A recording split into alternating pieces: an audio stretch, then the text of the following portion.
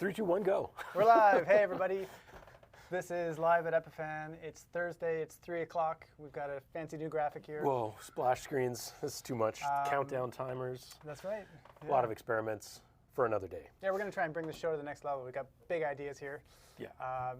Countdown timer, maybe the smallest of those big yeah, ideas. it is but we've got a few. small, big ideas. Yeah. We might have some super exciting things coming in the future. Yeah. But more on that Bigger than a when timer. that comes. Yeah.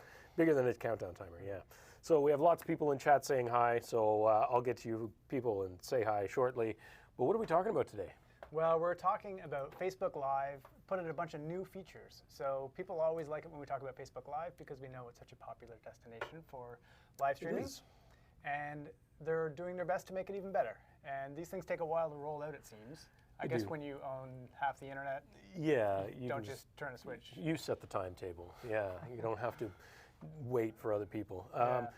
Yeah, but it's interesting because Facebook Live has essentially been this grand experiment from Mark Zuckerberg and his friends for the past number of years, and they've kind of tried different directions to see where they'd like it to go. And I think they're starting to settle in on some things. I think these new features are starting to maybe set up really what they're trying to do. So it's not going to be replace broadcast television as my go-to? No, I don't think so. No.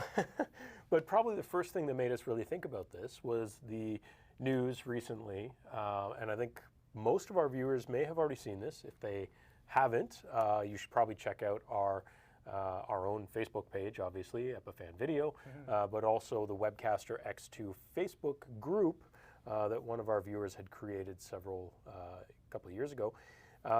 It basically was that what used to be a limitation of the Webcaster and Facebook API of only providing up to 720p streaming has been changed. Yeah. They now Says will right support 1080p. So what does that mean? I guess the brief summary of that is it used to be you could push data in 1080p to Facebook, but the viewer-player experience would only be in 720. Yeah, and it would squash it down and do a Scaling mediocre job of is, that.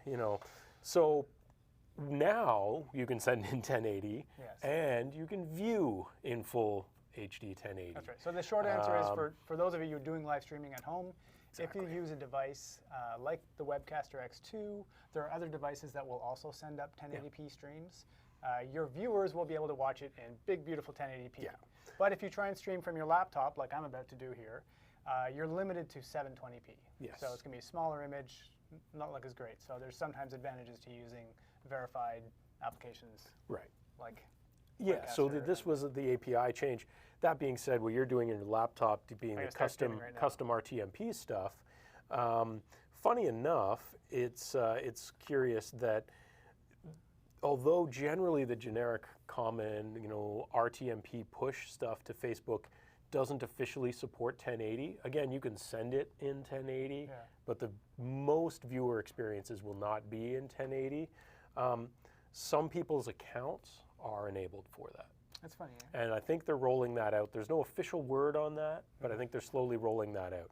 So those of you who are viewing on Facebook at the moment, like Matt Thompson and Ken Benedict, you'll notice if you click on the little gear icon down at the bottom, you should have the option of viewing in HD 1080 on Facebook right now, because for some reason our account has been enabled that way. Yeah. I don't know why. Yeah. We didn't ask for it. You just got a little sneak peek of what we're doing behind the scenes here. So let me jump into our next topic. So we're going to talk about a bunch of new things that Facebook has done. So aside from 1080. Aside from 1080, they've released a bunch of new features. The first one, I've got a list here, it says my name, is trimming.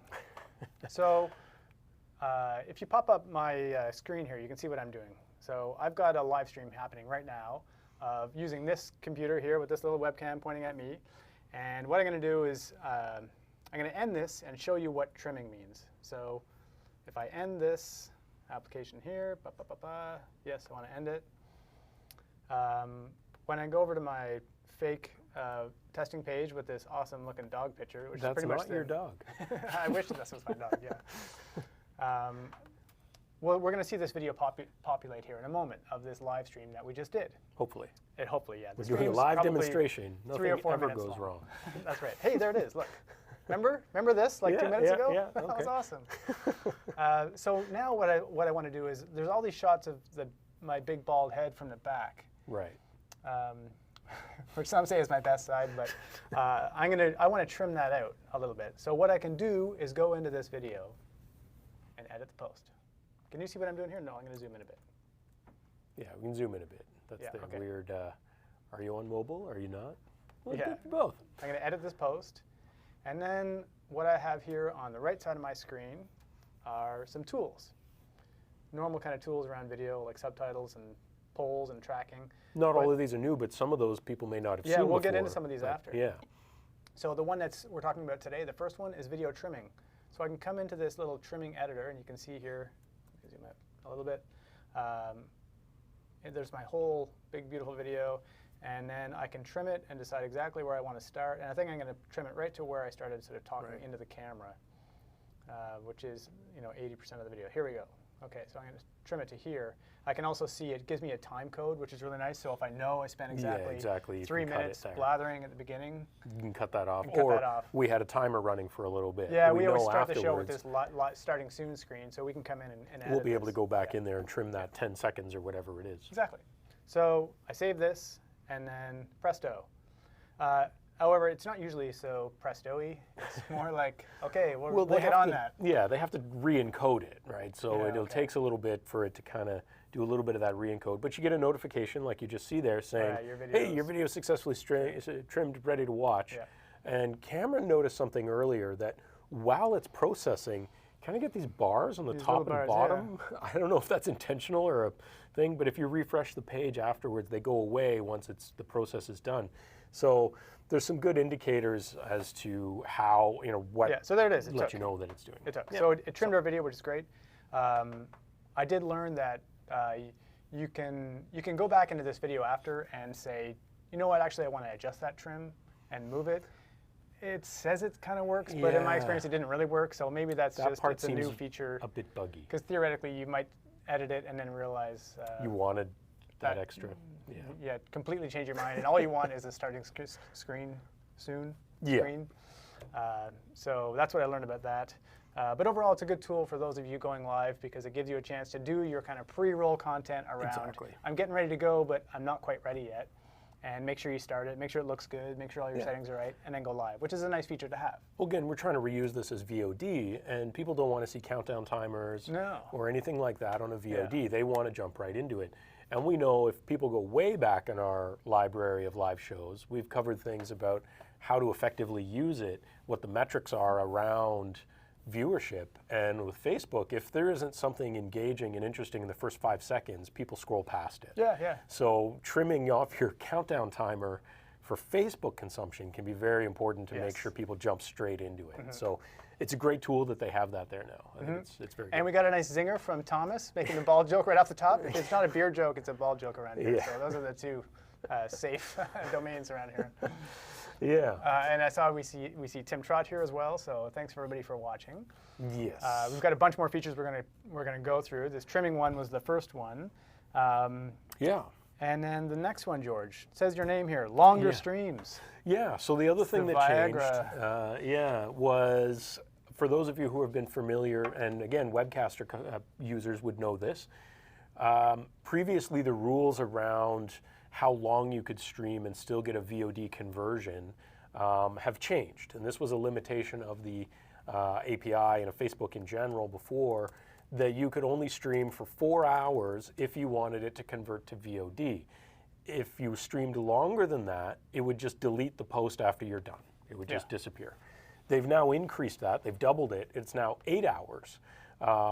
So I don't know anyone who does that, really, except for these guys. The first people to do it and play with it was NASA, and they did a full 8-hour spacewalk live stream on Facebook showing this. So that I like how they added all these old effects to make it look like an old video. Yeah, I mean, they tried to make it look like it's in space and not on a soundstage or something. Yeah. Anyway. Yeah, I've seen Utah. Controversy. Yeah. So, again, people who are looking to do longer streams, I know we have a lot of our Webcaster customers that are using it for music events, festivals, things like that. They just turn it on and walk away. Yeah, this kind of longer stream might be very beneficial to those people who are doing or the radio stations who just all day plug events. it in the morning and go all day. If you need an all-day event, I think this will help. Yeah. And so, and it means we're as consumers now, we have access to so much more great 8-hour-long content. Yeah, I mean, if you know how you're disappointed when the stream ends say in 4 hours? in chat, like, if you're going to sit down, if you're going to sit down for 8 hours and watch the entirety of this NASA spacewalk, this is how our support team's going to love this. Don't lie, but throw it into chat. I don't believe anyone actually would sit down; they'll jump through it. But anyway, but it's cool. I think again, it shows that they're trying to go to an interesting direction of just providing some extra tools. I don't think for VOD content, really. It's just for live stream and then having it for posterity. No. Okay, I got our next one ready to go. So the next one, I'm going to do another quick demo here. We're going to make another live event here. So, well, actually, before I get into this one, this next feature I want to talk about is Rehearsal, but there's something we need to explain a little bit, the difference between you can live stream to Facebook 2 ways. You can do it through what they call their Live API. Which the Webcaster uses and some other applications use. But it's also what they talk about when they mean RTMP streaming.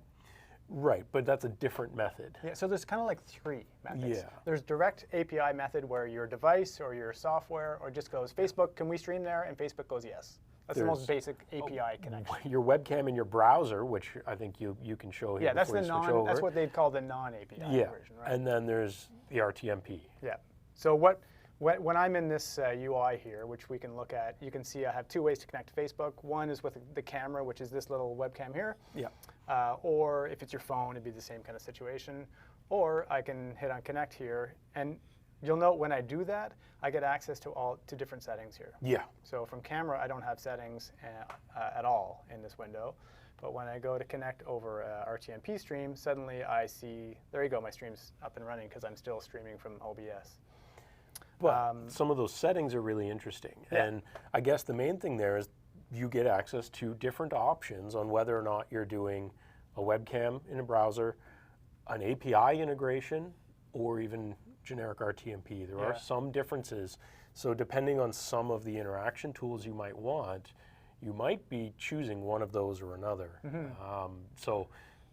And this first one I wanted to talk about was the one that they've added, which is called Published as a Test Broadcast, which they seem to call Rehearsal in their nice marketing materials.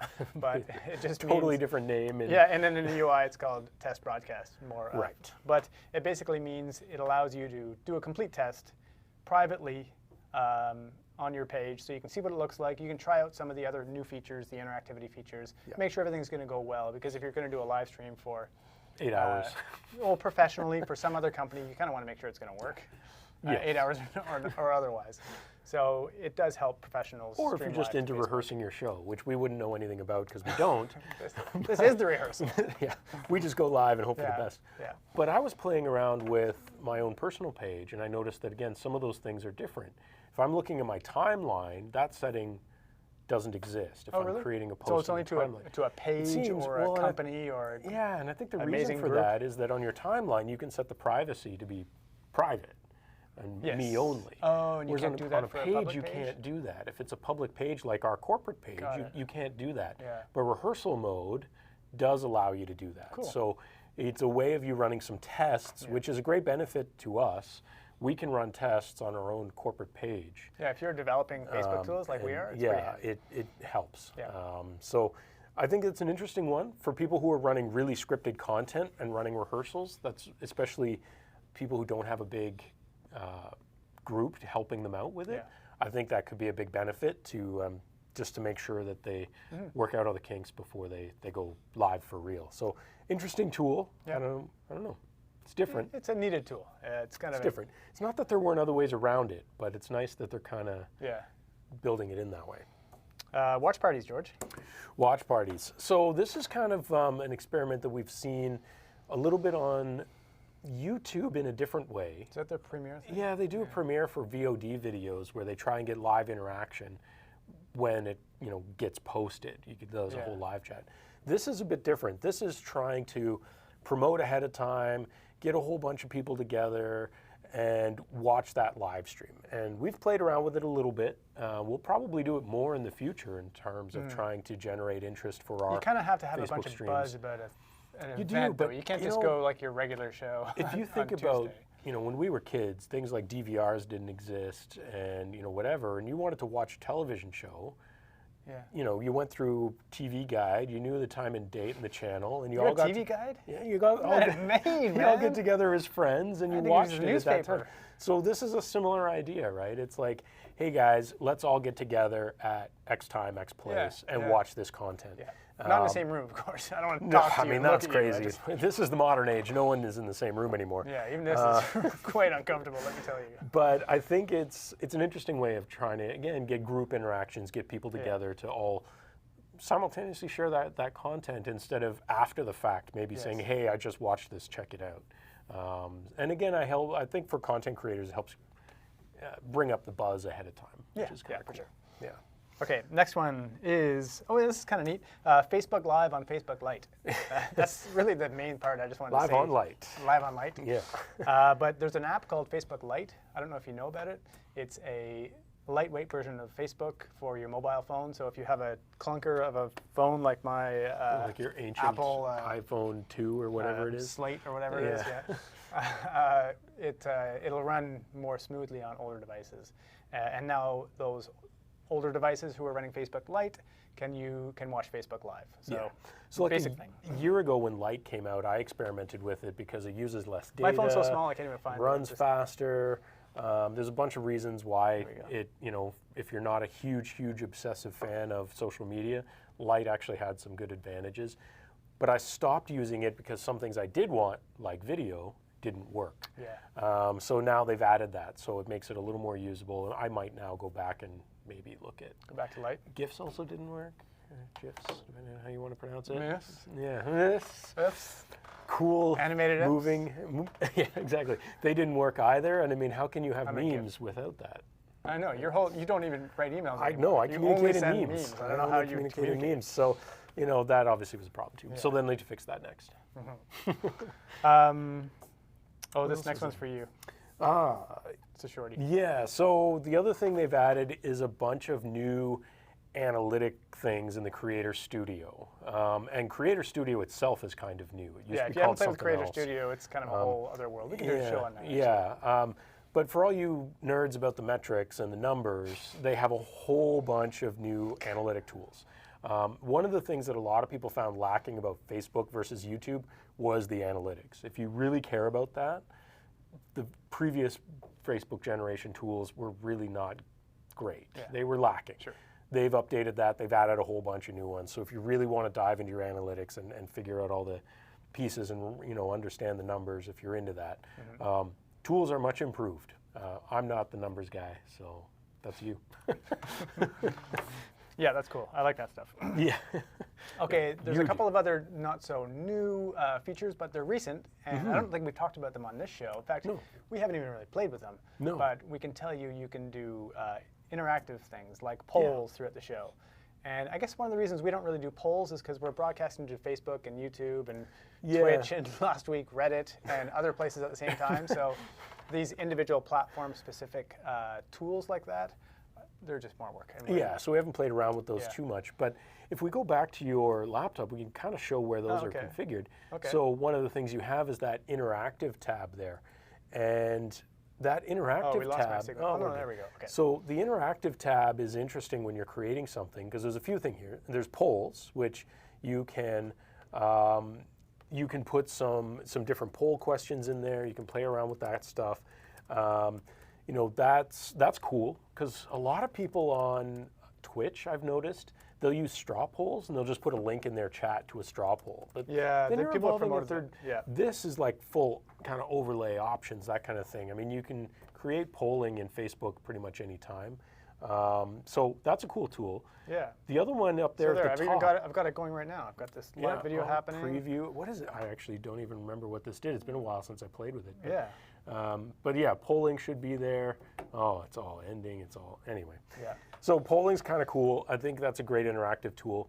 The other one in there, which I'm honestly not sure where they're going with this, is the ticket sales. I think I'm honestly, seriously guys, I honestly don't know where they're going with this. But YouTube, I've heard, is planning on something similar where they want to integrate ticket sales for events attached to that live stream. I think it's a promotion thing. You do a live stream talking about an event. You don't do the tickets at the event? And then you sell the tickets as some sort of a plug-in to that. Yeah, okay.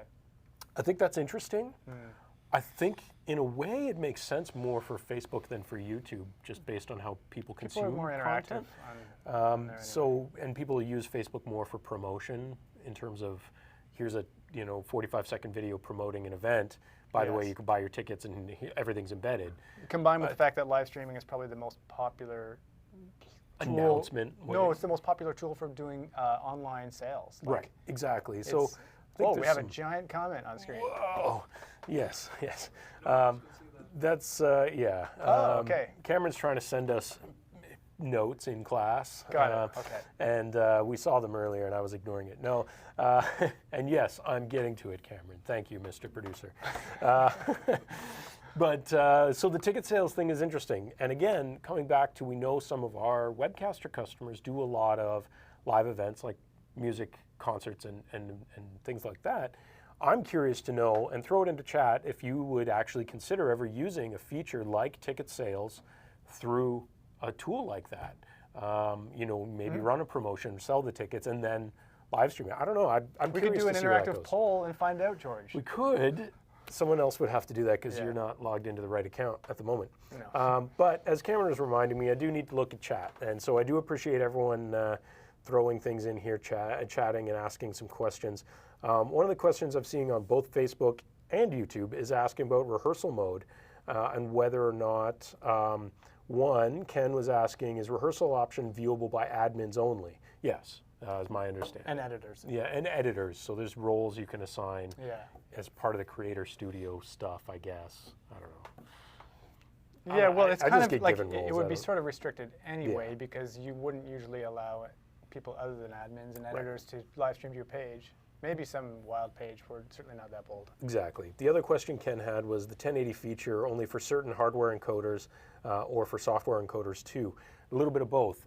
Some hardware encoders like the Webcaster have been enabled for this. Not all have. My understanding is eventually more will. Many software applications like OBS you were playing with earlier do not do it yet. They don't? Not to my understanding, but they probably will. I wouldn't be surprised if you see like the vMixes of the world who have a pretty Exactly. good relationship with Facebook. We always, as you guys know, our routine viewers know, we're always live streaming using our Pearl 2 encoder. And although it's somewhat unofficial, our account on Facebook has been enabled to do 1080. So the Pearl's able to do 1080 because our corporate account page has, someone at Facebook did us a favor and flipped a switch. Yeah. Okay, great. So yeah, let's see. There were some other questions here. Neil and a few other people were chatting about trimming, so glad to hear you're enjoying using that. Tim was just saying a lot of people have half-hour countdowns, should be using trim tools. Yeah, okay. I agree. So it's I think it's very that's interesting. nice. Neil's using it right now. That's great. Yeah. So I think the interesting thing here is Facebook's trying to roll out these new tools. What do we think about that, and where do we see it going in the future? I think they're going to continue to add tools. They're definitely going to continue to roll out more options to allow 1080. Mansell was just saying XSplit does 1080 as well. But is that, so the important thing here is encoding in 1080 versus being viewable in 1080 are not the same thing. Yeah. In fact, the Webcaster has been able to send 1080 to Facebook for like a year, but it wasn't even viewable. longer. Yeah, but it wasn't viewable in 1080. So there may be software solutions. Even OBS can probably push in 1080, but it doesn't. It gets transcoded to 720. So getting a bit technical, Facebook has a mode that they call 1080 pass-through, meaning it's 1080 in and 1080 out. That was restricted for up until very recently. You mean they transcoded everything? They transcoded everything. No matter what. Yeah, okay. And they're starting to unshackle that a little bit and allow 1080 pass-through on more and more things. So it's good to see. It's great. We'll see how much of a difference it makes. Because again, as we've covered in previous shows, is that like 90% of Facebook consumers are using their mobile device, in which Yeah. case 1080 720 is is pretty irrelevant. But anyway. Yeah. Okay. We got everything. Was that all our notes? All right. So let us know what you think about those features. Next week, we're going to be taking a deep dive on our latest camera that we've been shooting the past few shows on, the Zcam something something something. Yeah, it's right here. You're looking through the you're lens at looking us right now. It's this really cool little block cam with a ton of cool sort of control things around it. Yeah. It's a new And it's not terribly expensive for Chinese company putting out cameras, and they're pretty hot stuff. So tune in here. We'll be back here 3 o'clock Thursday. Next week. Follow us on the socials. On Facebook. Like us on YouTube. You'll get a little Subscribe, reminder hit the about notification show. bell, do all the Ding, social ding, thingy ding, things, ding. and Yeah. follow us on LinkedIn. Yeah. And And then they fade out the volume, and we keep the going. next time they put our pan tests up, we'll try that again. Probably not. Yeah. Okay. See you later.